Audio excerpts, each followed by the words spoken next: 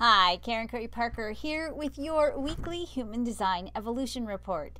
The sun begins this week in the gate 42 endings, moving to the gate 3, which is an energy of profound transformation and mutation. The earth is in the 32, which is ambition, moving to the gate 50, the gate of values midweek. This interesting combination of energies gives us first and foremost a theme of what I would call patience. Think about it like this. We are at least in the northern hemisphere, we're in the cycle of spring. Metaphorically, in the creative aspect of the year, we're in the cycle of spring, no matter where you are on the planet. When you think about springtime is the time when we plant the seeds. And in the planting of the seeds, we then wait for the seed to emerge. And if you live in Minnesota like I do, it's not just the seed has to emerge. They have to grow, the plant itself has to grow strong enough, tall enough, and the weather has to be ready for us to put the actual plant outside in the ground because it's too cold right now and the risk of frost is still high. So we grow our plants inside, our vegetables inside, our flowers inside until May when the danger of frost has passed. You can't hurry this process. You can only wait for this process to unfold. And there's a certain amount of work you can do in the interim. In my house, I have cats that like to eat my bean sprouts and my squash sprouts and my basil sprouts. So one of the things I have to do while I'm waiting for the right timing is to take care of the plants and defend them from the cats, right? I have to water the little seedlings. I have to move them around the house into the sun. Every day I kind of shepherd them through the house as the sun moves around the house. This is the work that I do while I'm waiting. I'm sustaining. I'm laying the foundation for strong and healthy plants, right? This week is going to invite you in the terms of creating your life, your ideal life, your dreams, and bringing your creative ideas, thoughts, and energies to fruition and fulfillment. This week invites you to do the same thing. You're being invited by the celestial weather to be patient, while you're waiting for right timing, while you're waiting for that spark, that pop, that indication that now is the time to take action. You're going to set the stage for the next right event that's on its way to you right now as I speak. So you're going to do all those things that you need to do to prepare the way for the manifestation of the dream. That means this is a great week to really explore, what do you need to let go of? We've got a full moon coming up at the end of this week. That's a great energy that invites us to release things that don't serve us anymore. What situations maybe do you need to bring to completion, come to an end, like winter? What do you need to get out of the way, like winter coats, and create space for spring coats and rain boots instead of snow boots? What perhaps do you need to build or set in place in order for the soil in which you are laying or building or planting your dream is rich and full of nutrients and density? Do you need to work on your mindset? Do you need to bring other people in to support you?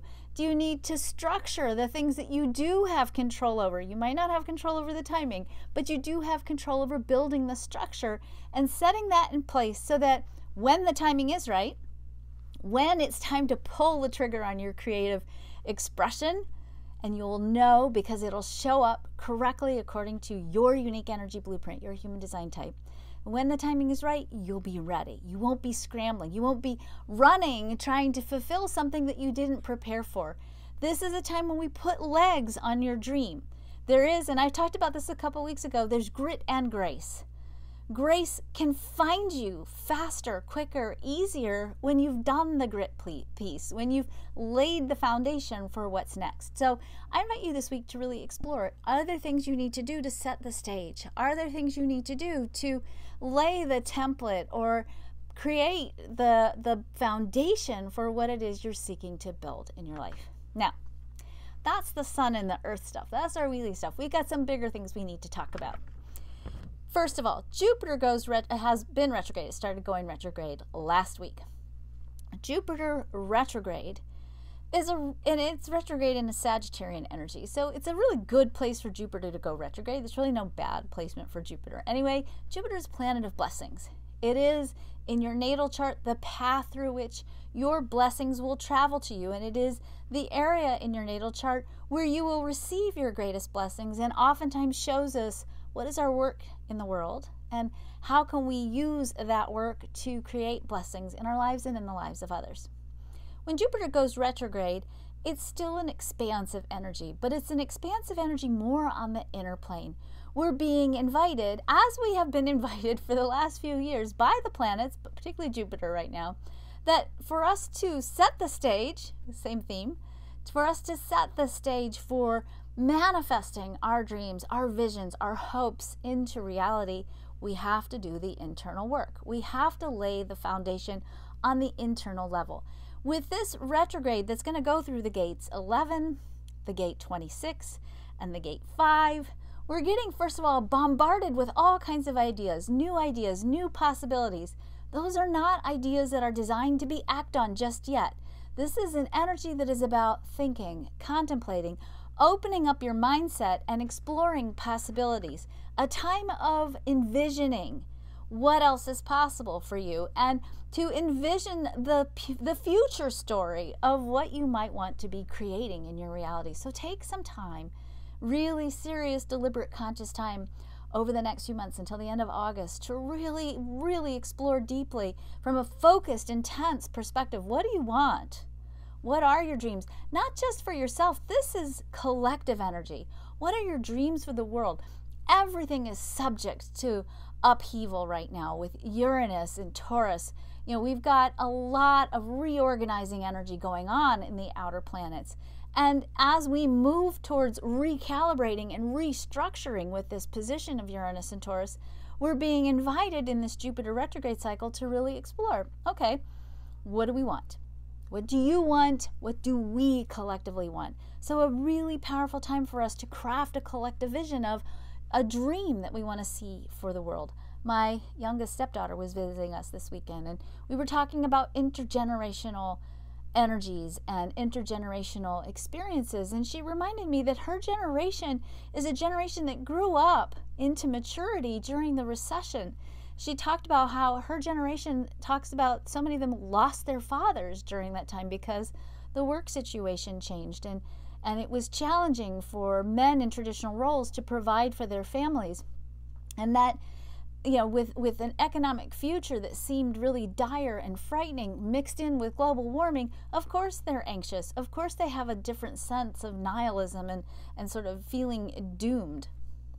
I'm not saying that's a great creative place to create from. I am saying that this is a symptom that we collectively are being encouraged to explore, because this isn't the reality we want to create. And as we move into a quantum era, we're not limited in quantum consciousness. We're not limited as we evolve to create just from the set parameters that are in place. We are designed ultimately as we evolve to create from our consciousness, which means we will eventually see what seems unseeable to us. We saw a black hole last week. We thought we'd never be able to see it, and we did. It is a time when the impossible has the potential to become very possible, and what we allow to become possible in our reality is deeply controlled and influenced by the quality of the dreams that we hold.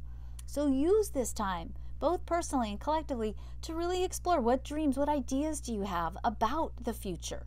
What world would you like to be living in? Do you want to see what it would look like to be living in a world of sustainable peace, a world of equitable, sustainable resources? What would that world look like? You don't have to figure out the how. That's grace. That's not the grit part. That's the grace part. But you do have to hold the energy to be able to see the how as it unfolds in front of you, to program yourself to be able to find the evidence of what is indeed coming true for you, where your dreams are indeed beginning to manifest, and to take those steps forward. That's gate 11. Then we go from the gate 11 to the gate 26, the gate of integrity. Integrity is a really powerful energy, and this energy encourages us to make sure that what we are creating is in integrity, structural integrity, with the truth of who we are, our authentic selves. It's also asking us, because integrity gets violated when we have trauma. And I'm thinking again back to my stepdaughter and my own children, my own biological children, their generation. We are being asked in this retrograde cycle to explore the possibility of healing places where there have been breaches in integrity, personal integrity, trauma. It's a really powerful time to heal so that we can come out of this dream cycle more aligned with our integrity, more aligned with the truth of who we are, and creating more in sync with the true story of who we really are. Creating dreams and visions that are in alignment with the value, the preciousness of who we are, both, again, individually and ultimately collectively. Last but not least, these two energies invite us at the end of this retrograde cycle, towards the end of the summer, to begin to explore what new patterns and habits do we need to set in place in order for us to really set the stage. Again, there's a theme going on here for creating what it is that we really want in our lives. What foundations need to be laid? What patterns and habits do we need to cultivate to focus our energy to shift and guide divine inspiration and divine flow in such a way that it manifests in the direction in which we are intending? Okay, so that's Jupiter. And then we've got Uranus that shifts into the gate 27. The gate 27 is the energy of responsibility and obligations. Now, Uranus is a planet of the unexpected. And when Uranus moves and changes themes, you want to sort of change your focus and be aware that the unexpected will show up in these arenas. The 27 is the archetype of obligation and responsibility. It's also the place where we have the energy for food, nurturing, education, and taking care of others. It is, in its low place, the place where guilt lives in the chart.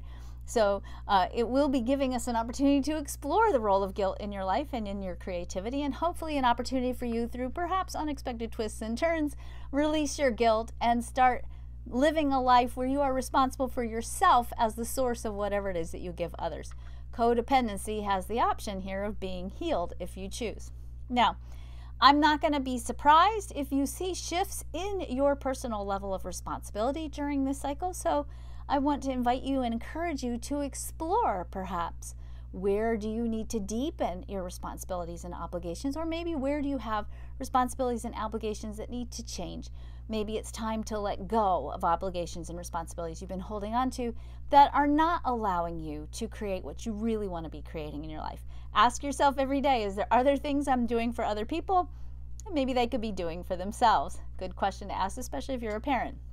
Or another good question to ask when this 27 energy is at play is, whose problem is it?